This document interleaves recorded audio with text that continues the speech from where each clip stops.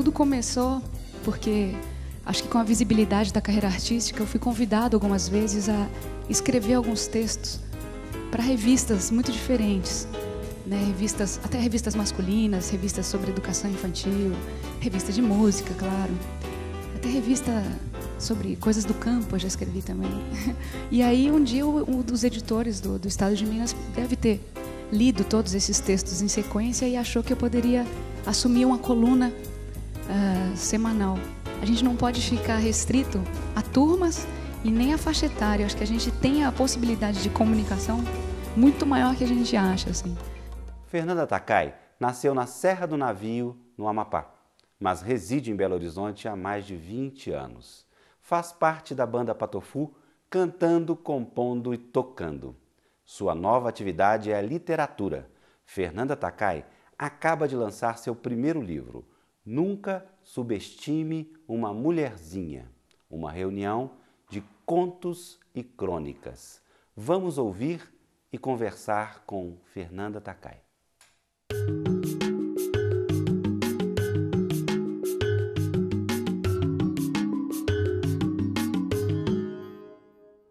É até meio engraçado eu me apresentar como escritora, porque realmente eu tenho uma carreira bem mais longa, né, já de 16 anos na música. E esse meu ofício de escrever, né, com regularidade, acontece só há 3 anos, né?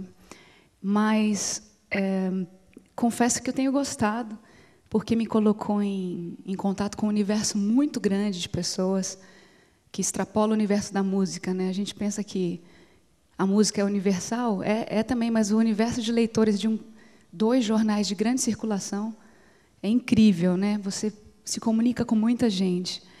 E tudo começou porque acho que com a visibilidade da carreira artística eu fui convidado algumas vezes a escrever alguns textos para revistas muito diferentes, né?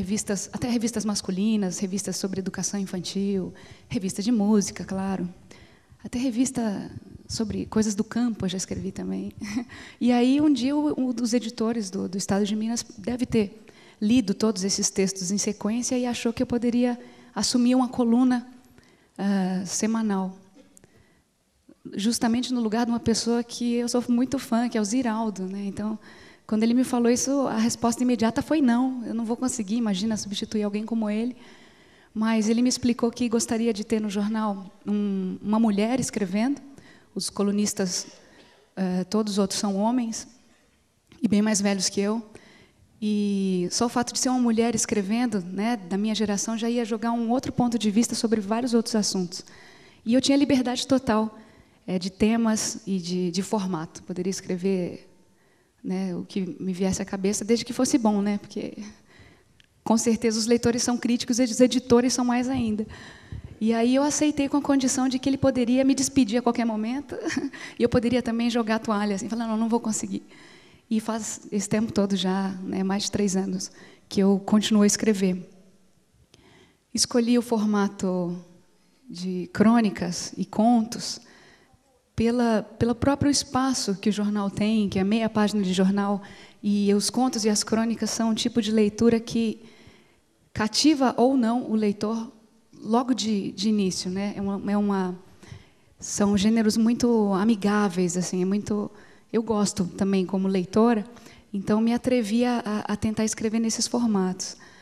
E coloco ali nas páginas dos jornais um pouco da minha observação cotidiana, que é muito variada, porque, claro, tenho uma carreira, né, com uma banda, eu viajo o Brasil inteiro, até o mundo todo, tenho feito algumas turnês fora, mas também sou mãe de uma menina que tem quase 5 anos, gosto muito da vida de dona de casa, de cozinhar, de cuidar do jardim, de cuidar de bicho, e eu adoro a vida em família, que é, acho que, o grande combustível dos meus textos. A minha família, minha mãe, meus irmãos, a relação toda que eu tenho, as minhas memórias de criança. E isso encontra empatia, né, com as pessoas, porque os nossos relatos assim dessa vida cotidiana, quando você lê alguma coisa, você se identifica, né? Você pensa que aconteceu uma história parecida, ou que você pensa igual a mim ou totalmente diferente, sempre desperta algum tipo de reação nas pessoas. E os contos começaram a aparecer nesse universo das colunas quando eu ficava meio sem saber sobre o que eu ia escrever, por incrível que pareça, porque no começo que eu assumi a coluna, eu listei vários assuntos sobre os quais eu queria falar. Aí um dia eu me vi sem assunto, e isso não pode acontecer. Você nunca pode escrever uma coluna sobre a falta de assunto, né? Isso todo mundo fala, os grandes escritores já falam. E aí eu comecei a devanear mesmo, a criar histórias absurdas. Meus contos são bem esquisitos, né? Mas todos eles vêm de alguma imagem do meu dia a dia. Essa minha né, vontade de escrever e continuar escrevendo deve vir do gosto pela leitura, com certeza. Acho que quem escreve e quem gosta de falar, né, como a gente, assim, gosta de ler. E eu acho que ter sido incentivada a ler nas escolas onde eu estudei e principalmente pela minha família foi fundamental para a minha formação. Eu acho que o gosto pela leitura é fundamental em qualquer profissão que você vá abraçar, né? É muito importante você saber e gostar de ler. Você pensa com mais clareza, você tem outras visões do mundo, interpreta sensações, emoções e, né, o dia a dia de outras pessoas. E acho que isso é muito rico. Quando estive no Japão no ano passado, trouxe comigo uma lembrancinha um tanto insólita. 1 metro de papel higiênico com pequenas histórias impressas em japonês. São 9 quadrados brancos com letras e ilustrações em azul. Estava no banheiro de um restaurante e não resisti ao ver aquilo.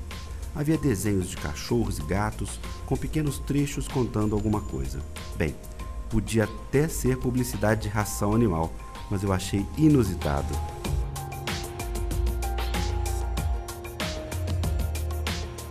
E recentemente eu tive uma experiência que acho que me deu mais, né, me fez acreditar ainda mais nisso, como é importante você saber ler, escrever e gostar de ler.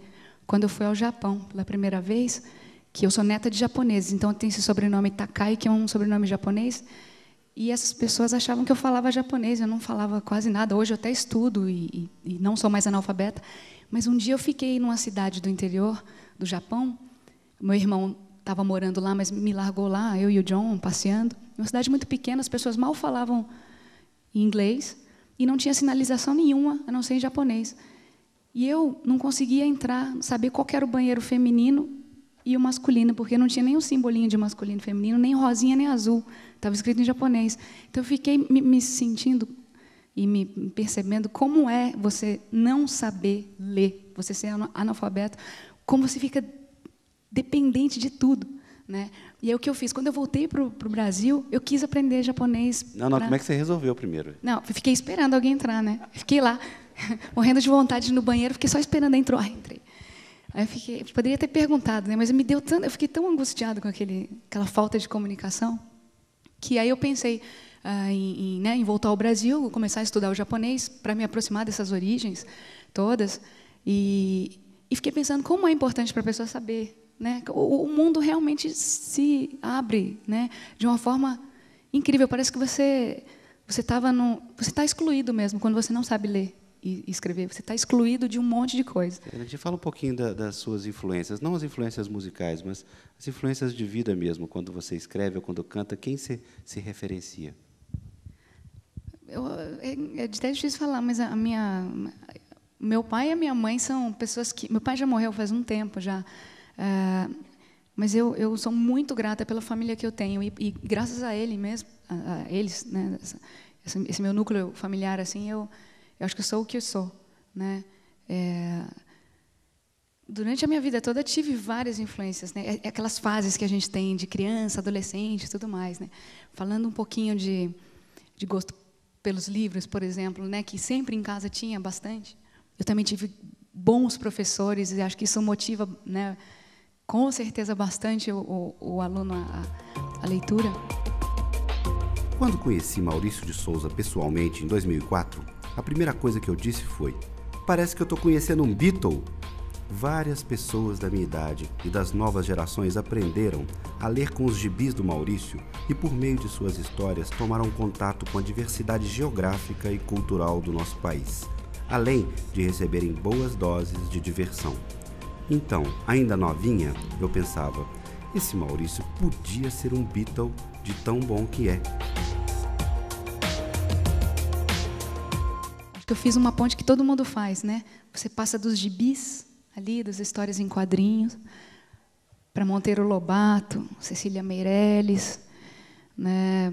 E vai depois, quando você entra na escola, você tem aquelas leituras recomendadas, que geralmente são muito bem recomendadas, embora com a idade, né, quando a gente é muito novinho, assim, a gente não acha, não. A gente fica falando, por que eu estou lendo esse livro? Não estou entendendo, né? Mas é muito bem construído, né? Justamente através de contos e crônicas, né, são os primeiros textos, os mais que trazem o leitor para perto, despertam gosto pela leitura.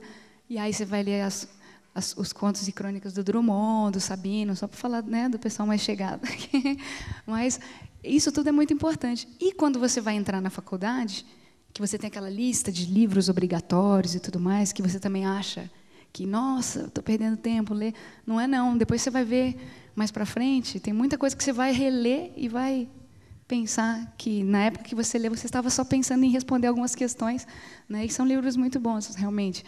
Hoje, até pelo universo assim tão variado que eu escrevo, eu falo que eu sou uma leitora promíscua, né? Que eu fico lendo de tudo, um pouquinho. Eu adoro a Clarice Lispector, tanto que o nome do meu livro faz uma referência imediata a ela, por conta de um livro que foi lançado depois que ela morreu, com vários textos que ela publicava em revistas e jornais, né, como assuntos de beleza, moda, jardinagem e tudo mais, colunas de mulherzinha, e que, na época, ela não assinava como a Clarice Lispector, porque ela era uma autora consagrada, e os editores mesmo recomendavam, né? Não assina isso porque meio queima seu filme.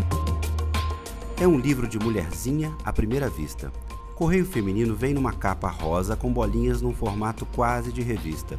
Seria apenas mais um livro desse gênero se a autora não fosse Clarice Lispector. E eram textos muito bem escritos, e eu acho que tem muita literatura de mulherzinha que é muito boa, só que tem gente que não se interessa, né?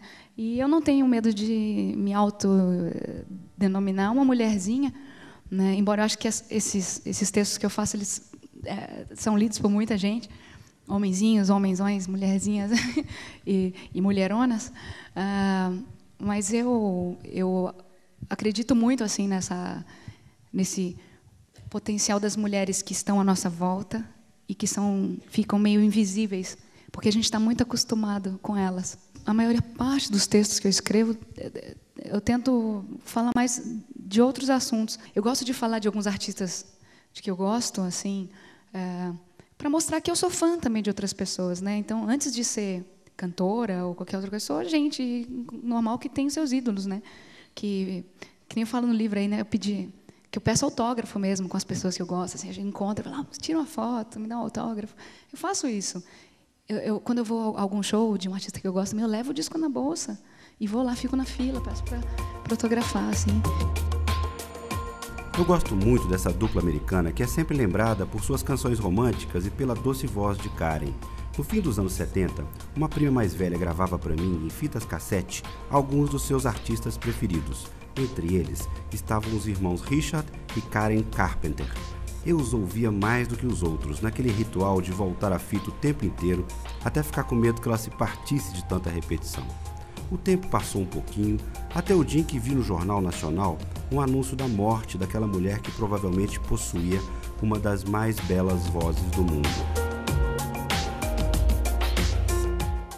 Eu tento muito me aproximar e falar das pessoas por esse sentimento comum. Acho que um texto interessante que eu acho que despertou, eu tive muito retorno com ele, foi quando eu falei da Karen Carpenter, né, que era vocalista daquela dupla dos Carpenters. Tem muita gente que gostava, eu gosto muito. Ela era uma das mulheres mais poderosas mesmo do mundo da música, super elogiada, e uma carreira de sucesso tremenda, e ela morreu muito cedo, morreu de anorexia, então era um assunto que eu queria falar, né, sobre ele, porque tinha acontecido algumas mortes de garotas muito novinhas, modelos e outras meninas também com esse mesmo problema. E achei que, através de uma pessoa conhecida, né, e falando da minha admiração por ela e por eu ter ficado triste por ela ter partido, né, tão nova, eu ia conseguir chamar a atenção das pessoas. O último texto que eu escrevi foi sobre eu escrevi um sobre a Rosa Passos, que é uma cantora que eu gosto muito, que eu persegui durante muito tempo, assim, nunca tinha conseguido assistir um show dela. E tem muita gente que gosta de algum cantor, de algum artista, e nunca consegue estar perto, né, dele, de assistir a um concerto.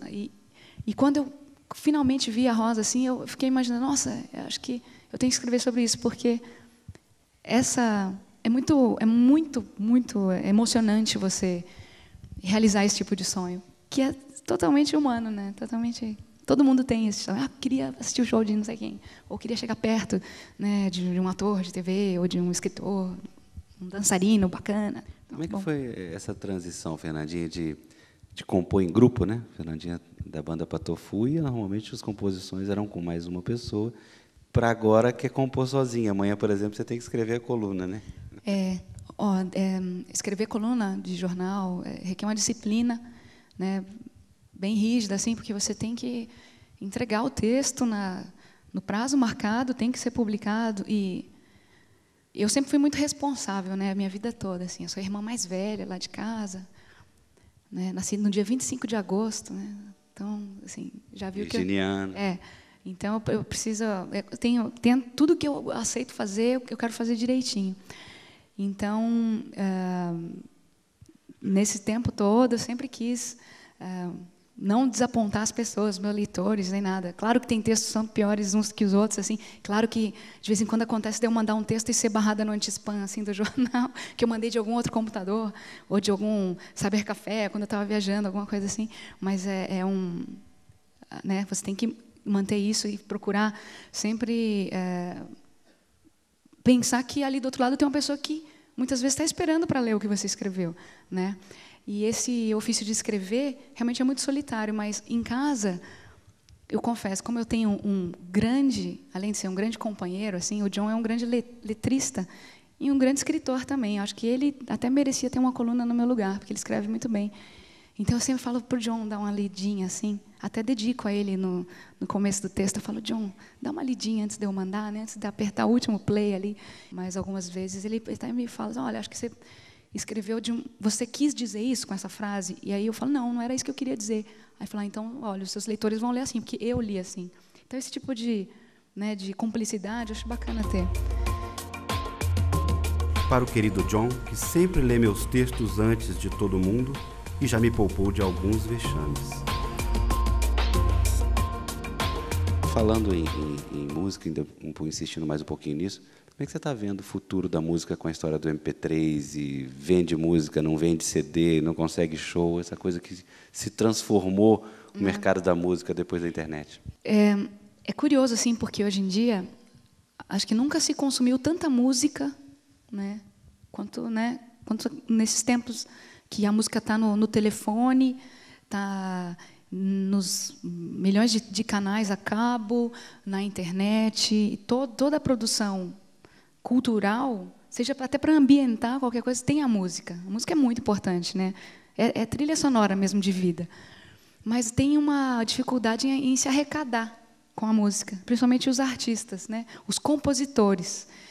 Eu ainda sou compositora, mas eu ainda faço show, faço espetáculos onde vem boa parte da receita, né, do meu sustento. Dos espetáculos e shows, tem os ingressos, ou são eventos patrocinados, onde, mesmo que seja entrada franca, você recebe por isso. O grande desafio é para quem é só compositor, como viver de direitos autorais. Não dá para frear uma coisa como a internet. E é muito interessante você saber que a música que você faz na sua casa pode estar do outro lado do mundo através de um clique, né? É tudo multiplicado de uma forma muito veloz e muito eficiente. A gente vive essa virada tecnológica, né? Que tem muita gente trabalhando e pensando como é que a gente vai dar prosseguimento, como as pessoas que que são os criadores, vão continuar abastecendo esse mercado de uma forma digna, né? E vivendo da música, vivendo tudo mais. Mas eu sou totalmente a favor de arquivos compartilhados, também sou a favor da música ser cada vez mais barata, sou até a favor da música ser totalmente grátis, desde que alguém pague as contas de quem faz a música. Que pode ser uma coisa que tem acontecido. Engraçado que eu acho que eu falei num Sempre um Papo, há muito tempo. Eu falei, um dia vai ter um site que aí o disco vai estar de graça, quem vai pagar a conta do disco é uma indústria. Uma indústria. É uma fábrica de sabão em pó, uma indústria de carro, não sei, alguma coisa. E isso está acontecendo mesmo. Você entra em vários sites e vê, baixe grátis o disco novo de fulanos. Aí você fica na página da empresa, enquanto você está baixando lá, fica passando um monte de banner, compre isso, beba aquilo, faça isso, faça aquilo. Né? De repente, alguma coisa dessa fica na sua cabeça, e fica mesmo, né? Se for boa a propaganda. E você é remunerado, mas o usuário final tem aquilo, né, de forma gratuita, que eu acho bem interessante. Eu nunca imaginei que eu fosse viver de música, né? Tanto que eu fui com convicção estudar comunicação. Mas sempre tive a música, sempre tive banda em colégio, banda na faculdade, né? Nunca deixei de tocar, de fazer umas composições. Então, eu acho que muita gente que começa na carreira de música fica colocando prazo de validade para ela acontecer. E aí é muito cruel isso, porque você fica meio que à mercê do mercado da música, que é uma coisa que você não tem controle. Só no terceiro disco com o Patofu, que foi o Tem Mas Acabou, é que eu deixei de trabalhar nessa minha formação, né, de comunicação, da agência onde eu trabalhava. Porque eu ainda achava que a música já estava ocupando o espaço que era bom para mim. Eu acho que é muito importante a gente, primeiro, deixar de acreditar que a gente é capaz de fazer as coisas, né? Eu, durante muito tempo, não fui mãe, né? Deixei de ser mãe. Estava casada com o John já há 9 anos e sempre pensei em privilegiar a minha carreira. Então, eu falei, não vou ter filho agora porque eu não vou conseguir ser mãe e ser cantora ao mesmo tempo. Assim, eu ficava pensando, não dá, eu tenho que me dedicar à banda e eu tenho que ficar na estrada. E aí, quando eu fiz 32 anos, e já estava há muito tempo com o John, e tinha certeza que eu ia ficar com ele muito mais tempo, e que estava chegando a hora de eu ter um bebê, se fosse ter, na época. Eu falei, não, vamos fazer o seguinte, eu vou parar, então, 1 ano e vou passar por essa experiência da maternidade por completo. Vou ficar integralmente cuidando de neném, fazendo tudo. E a gente ficou, durante 10 meses, eu e o John, não tinha babá, não tinha minha mãe, que mora perto de casa, tudo, mas a gente ficou sozinho em casa. Né? Minha mãe não foi lá para casa para ficar morando com a gente ficou cuidando da Nina. E, logo em seguida, assim, pouco antes dela completar 1 ano, que eu fui retomar os shows e a gravação de disco e tudo mais. E, desde que ela nasceu, coincidiu com o convite para eu começar a escrever, né? Também coincidiu com o convite do Nelson para fazer meu primeiro trabalho solo, com a oportunidade de me apresentar com outros artistas e talvez, se esses convites acontecessem no início da minha carreira, eu ia falar não para todos. Eu ia falar, não consigo, eu sou só cantora, vou só cantar, vou sair, vou fazer meu show, não vou, né, desviar a minha atenção. E eu acho que você pode ter focos diferentes, né, com bastante zelo por cada um deles, e, mesmo assim, né, continuar com muita energia para fazer muita coisa. Então, com certeza, hoje, eu sou uma pessoa muito mais realizada, né, e acredito mais em mim do que em qualquer outra época da minha vida, eu acho. Para encerrar, você pode dar a palhinha para a gente? Obrigada. Opa! Obrigada. Para encerrar o quê? Gente. Olha, eu vou fazer uma micro música que é uma música do Ari Barroso e que ela parece uma oração, é muito bonita. E como eu não tenho violão, não tenho nada aqui, acho que é uma que fica bem a capela. Quem souber e puder cantar baixinho, fica bonito, tá? Canta, Maria, a melodia singela. Canta, que a vida é um dia, que a vida é bela, minha Maria. Canta que a vida é um dia, que a vida é bela, minha Maria. Maria é meu amor, amor que me faz chorar. Plantei um pé de alecrim, um pé de alecrim para perfumar a nossa linda casinha, tão simplesinha que dá gosto olhar.